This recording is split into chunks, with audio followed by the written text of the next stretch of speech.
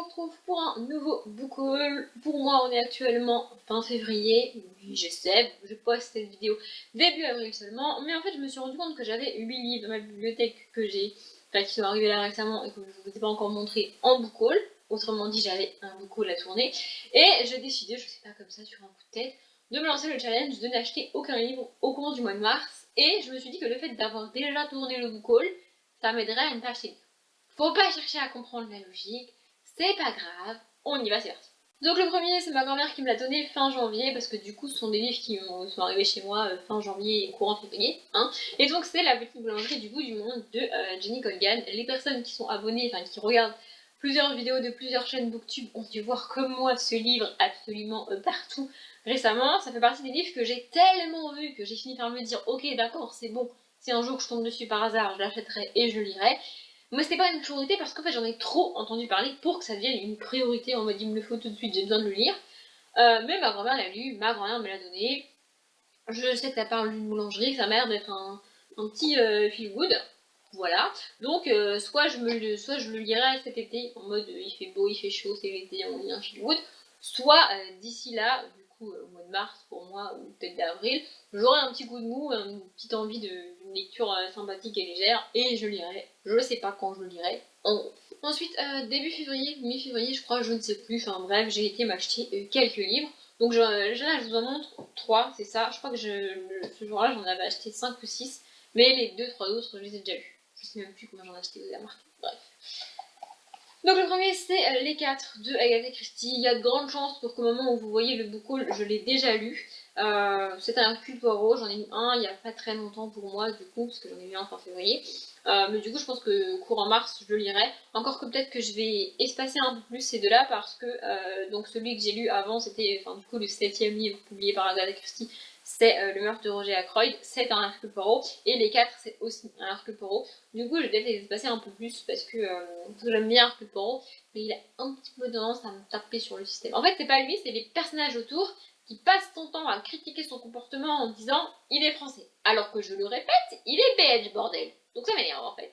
Pardon pour le gros mot. Du coup voilà, je ne sais pas de quoi ça parle, mais c'est un Agatha Christie. Et ce qui est cool avec Agatha Christie, c'est que même pour Les 4 qui n'est pas un de ses plus connus, il est quand même facilement trouvable d'occasion. C'est-à-dire que je vais dans une, deux librairies d'occasion et je le trouve, j'ai pas besoin de le chercher pendant des semaines, comme ça a été le cas pour un livre récemment que j'ai cherché pendant des semaines. Bref, je l'ai, je vais le lire, je sais pas quand, et je sais pas de quoi ça parle, à part que c'est une enquête d'Hercule Poirot. Ensuite, le même jour, du coup, j'ai acheté L'île du destin, le tome 3 de La quête des vilaines. En vrai, le même jour, j'ai acheté le tome 2 qui est Les frontières de glace. Mais je l'ai déjà lu, du coup, il est rangé ailleurs dans ma bibliothèque et j'ai eu la flemme d'aller le chercher. Waouh, attendez, il y a un truc. Regardez, il y a ça. Je ne sais pas du tout c'est quoi. Voilà, je viens de me trouver. Oh, c'est la carte. Je suis trop contente, c'est trop bien. En fait, c'est la carte du royaume. Donc, dans le livre, on a une carte. Attendez, je vous montre. Là, dans le livre, on a une carte au début, dans chacun des tomes, c'est comme ça. Voilà, là. Et donc là, on a la carte complète. Ah, c'est trop bien. Voilà, je suis trop bien. Je sais pas si c'était vendu avec le livre de base, ou je sais pas où la personne a eu ça. Mais c'est cool, du coup, d'acheter deux quêtes. Donc bref, du coup, j'ai déjà lu le tome 2. J'avais lu le tome 1 au mois de mai 2017 pour le mois de la fantasy. Et du coup, je vous ai pas parlé du tome 2 en écriture parce que j'ai commencé à faire une vidéo complète sur la saga. Donc je vais lire ça, je pense, courant du mois de mars aussi. Et je publierai la vidéo courant du mois d'avril si tout va bien. Avec mes livres, j'ai fait bouger la caméra, enfin la tablette avec laquelle je suis. Du coup, je suis désolée si je me suis un petit peu décalée. Je suis pas douée. Bref. Le même jour, j'ai acheté Will and Will, Will and Will, j'en sais rien, de John Green et David Levitan. C'était l'achat coup de tête de la journée. Voilà. En fait, de David Levitan, j'ai déjà lu A comme aujourd'hui, que j'ai absolument adoré. Et de John Green, j'ai lu comme tout le monde, nous c'est pas le contraire, que j'ai bien aimé. C'est une histoire bien triste et j'adore les histoires tristes. Mais je pense que le fait que tout le monde adore, que tout le monde a dit ouais c'est trop génial, c'est trop bien et tout, moi j'aime pas autant que tout le monde. Peut-être légèrement par anticonformisme, j'en sais rien. Mais bref, et de John Green, j'ai aussi essayé de lire La face cachée de Margot, avec pour le coup un personnage principal féminin totalement imbuvable à mon sens. Du coup, j'ai pas lu le livre en entier. Mais voilà, du coup, je me suis dit, un livre écrit par un auteur que tout le monde adore, et que j'adore, et que tout le monde adore, et que du coup j'adore pas, ça peut être sympa.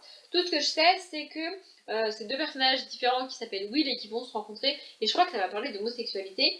et lire des livres qui parlent d'homosexualité, voire des romances entre hommes ou femmes. C'est un petit peu une de mes résolutions, enfin, c'est pas vraiment une vraie résolution, mais c'est un de mes objectifs de l'année. Du coup, je me suis dit pourquoi pas. Voilà. Ensuite, début février, mi-février, je ne sais plus, enfin bref, ma grand-mère m'a donné le fils prodigue de Daniel Steele. Chez ton Daniel Steele, je ne sais pas de quoi ça parle, je n'ai pas besoin de savoir de quoi il parle. Je pense qu'il va traîner un petit moment dans ma palle parce que j'ai décidé d'essayer de lire les Daniel Steele qui sont dans ma palle dans l'ordre dans lequel ils sont apparus, et donc celui-ci c'est le dernier, évidemment. Et en plus, vu que le dernier livre de Daniel Steele je l'ai abandonné, je vais attendre un petit peu avant d'en lire un autre. Donc en gros, il va rester là un petit moment. Mais c'est pas grave, c'est un Daniel Steele, j'aime bien avoir des Daniel Steele dans ma palle. Donc il est là. Voilà. Ensuite, un jour où je devais récupérer mon père, je vous raconte ma life, et donc j'ai acheté des livres. Et donc j'ai acheté celui-ci. Donc j'ai acheté Même pas un rêve de Gossip Girl, c'est le tome 9. Voilà, en fait je l'ai vu, il était à 1€, il était en bon état. C'est-à-dire que les pages ne se barrent pas en cacahuète parce qu'il y a certains tomes que j'ai où quand tu le lis, il y a les pages, elles se décollent, elles se barrent et c'est un peu compliqué. Et là, c'est pas le cas. Du coup, je me suis dit, c'est le tome 9, je suis en train de pas mal lire les tomes de la saga. Du coup, autant le prendre. Il est à 1€, ça ne me ruine pas. Et puis voilà, il est court celui-là en plus, il fait moins de 300 pages. De toute façon, tous les Gossip Girl, je crois, font moins de 300 pages. Donc, du coup, voilà, je l'ai acheté. C'est une suite de saga, donc je vais le lire, on va pas très longtemps. Je crois. Celui-ci, pour le coup, je ne sais plus du tout quel jour je l'ai fait. Mais il est là. Donc c'est Zombie Nation, enfin Zombie Story le tome 1, Zombie Nation de David Wellington. Alors oui, je sais, je sais pas si vous vous rappelez, mais j'avais dit que j'achetais pas de tome 1 avant d'en avoir liquidé un certain nombre dans ma palle. Mais de 1, il se trouve que depuis le début de l'année, j'ai dû lire 4 tomes 1, dont 3 que j'ai abandonné, 4 ou 5 tomes 1, dont 3 que j'ai abandonné. Donc comme ça me fait des sagas que je commence pas et des livres qui sortent de ma palle, c'est bien. Et en plus, celui-ci, je l'ai pas acheté parce que donc c'est un livre offert pour 2000 acheté. Et j'ai pas acheté les Mélodies, hein, je l'ai trouvé dans une boîte à livres. Donc, du coup, je l'ai pris. Ça parle de zombies, et c'est aussi un de mes objectifs de l'année, de lire des trucs que je lis pas habituellement. Et les zombies, ça fait partie des trucs que je lis pas habituellement, qui ne m'attirent pas spécialement. Mais je me suis dit pourquoi pas. Et en plus, quand je suis rentrée et que je l'ai ajouté à ma palle virtuelle sur Booknote, je me suis rendu compte qu'il était dans ma wishlist. Bon, c'est un bien grand mot parce que dans ma wishlist, Booknote doit y avoir à peu près 1500 livres du genre, donc ça veut pas dire grand chose qui soit là, mais ça veut au moins dire que j'en avais déjà un tout petit peu entendu parler et que je m'étais dit pourquoi pas. En vrai, c'est une belle petite brique qui est écrit tout petit, c'est pas franchement aéré et ça fait 400 pages, donc c'est pas une priorité de le lire, mais je l'ai vu et je peux plus m'empêcher de le prendre. Voilà. Et le dernier, c'est La promesse de l'aube de Romain Gary. Donc on en a pas mal entendu parler parce que ça a été adapté en film, tout ça, tout ça. C'est aussi ma grand-mère qui me l'a donné et en fait ma grand-mère l'a abandonné. Et bah ouais, même ma grand-mère elle abandonne des livres. C'est familial, parce que vous voulez que je vous lise. Et en fait, je me suis dit que parce qu'elle l'a abandonné, moi je pourrais l'aimer. Et là vous me dites, hein, la meuf elle est folle. En fait, il se trouve que, je crois que je l'ai déjà dit dans une vidéo il y a pas très longtemps, je sais plus, quand ma grand-mère me donne un livre et qu'elle me dit oh c'est trop bien qu'elle, donc en gros elle a adoré, moi je l'abandonne, c'est comme ça. Et du coup là comme elle l'a abandonné, bah, je me suis dit que par inversion tout ça, peut-être que moi j'allais adorer. Après je vous avoue que c'est pas du tout une priorité de le lire. Voilà, je l'ai pris parce que ma grand-mère me l'a donné, parce que j'en ai entendu parler, parce que c'est Romain Gary, et parce que c'est un auteur que dans ma tête il faut lire et il faut découvrir. Je sais même pas de quoi il parle, et je veux pas savoir de quoi il parle. Je m'attends à une écriture assez travaillée et donc assez compliquée à lire. Je m'attends à une histoire pas franchement sympa et joyeuse, alors que je sais pas grand chose du livre, hein. Dans ma tête c'est comme ça.